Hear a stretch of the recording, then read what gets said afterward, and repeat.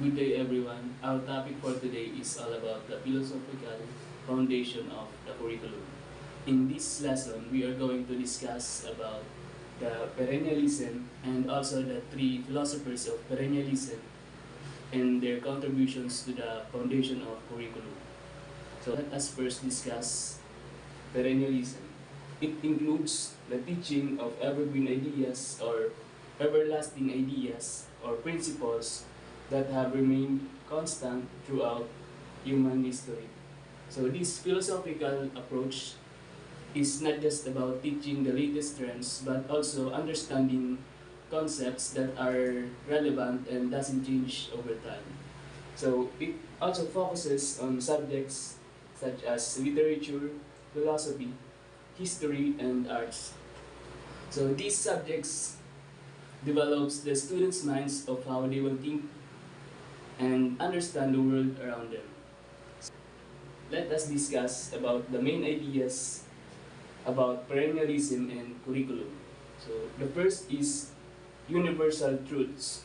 It means that the idea or principles is accepted by everyone, like the knowledge that is being imparted by the teachers is based from what has been explored by the philosophers, writers, and thinkers throughout history.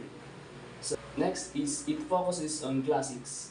These classics refers to the written ideas and principles that is still relevant and meaningful today, like the different works of Plato and Aristotle. Next is the critical thinking development. So the primary goal is to teach students of how they will think independently and analyze information and also to solve different problems. So the last is teacher-centered approach. The teacher is the primary source of information. They have the authority to teach and guide every student in the classroom. Let us now discuss about the three philosophers of perennialism and their contributions to the foundation of curriculum. The first philosopher is Plato. One of his great contributions to the foundations of curriculum is the Republic. So he proposed a structured educational system that divides education into different levels that focus on developing the whole person through a balanced education of the mind, body, and soul that aims to develop their intellect and character that is outlined in his work, The Republic. According to his written books, which is The Republic, he believed that the education not just aimed to teach academic knowledge but also to develop their intellect, which is the mind, the physical strength or the body, and the moral character, which is the soul. So through the different levels of education, which is from primary education, secondary, and the tertiary. So the next contributions of Plato is he established the first formal school in Europe called the Academy, which is considered the first university in Europe. This school became an influence to the modern educational philosophies. And the last is the Socratic method. Plato used this method to encourage critical thinking and active learning instead of just giving answers. It focuses on asking questions to help students think. So this method was actually developed by the philosopher named Socrates, and his student Plato has expanded this method.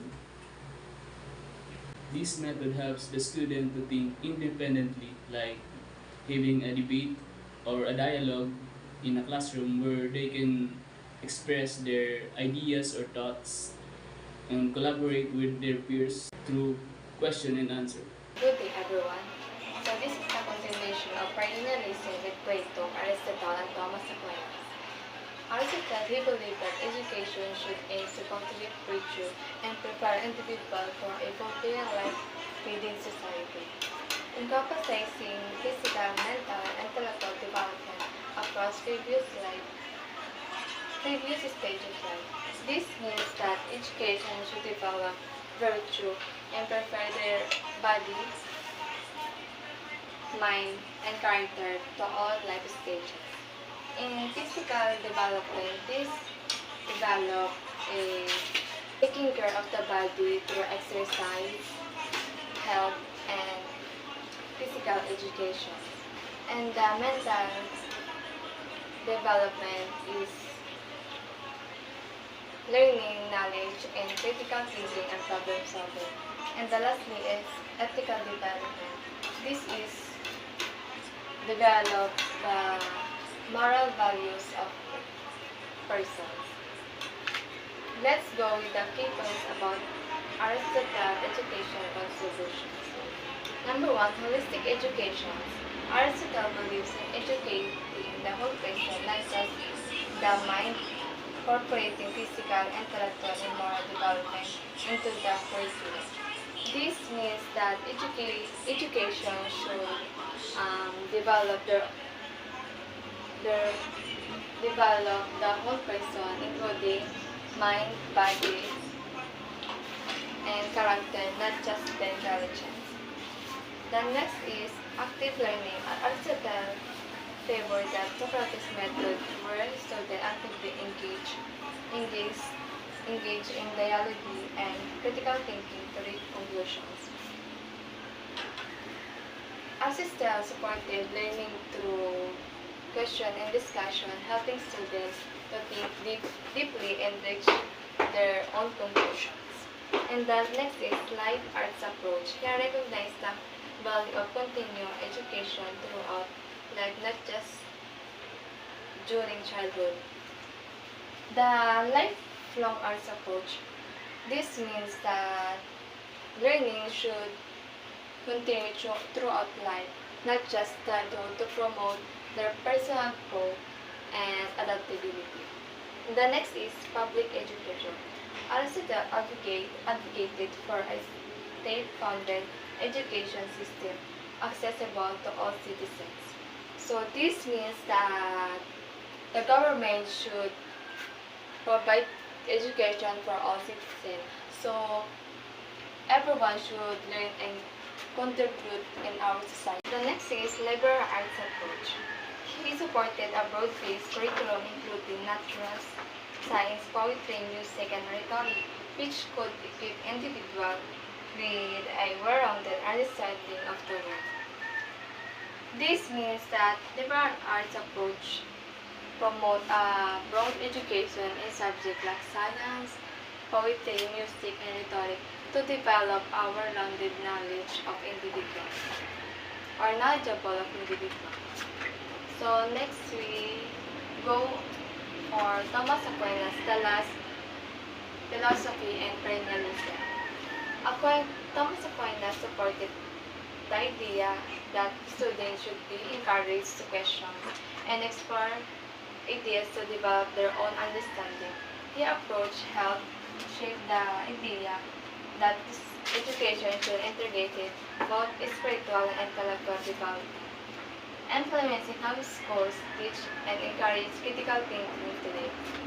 Aristotle and Thomas Aquinas believed that students should question and explore their own idea to develop their own understanding. He encompassed both spiritual and intellectual growth in education, influencing modern schools and encourage critical thinking. So let's go with contributions in education of Thomas Aquinas. Number one is faith in reason. Aquinas believed that faith and reason should work together in education, helping students understand both religious truths and the natural worlds.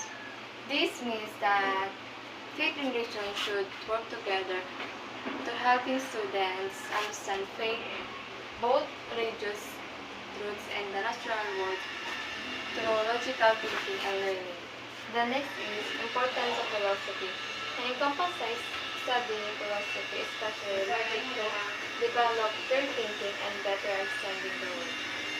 These statements suggest that the person being referred to believe that studying philosophy, especially logic, helps people think clearly and understand the world better.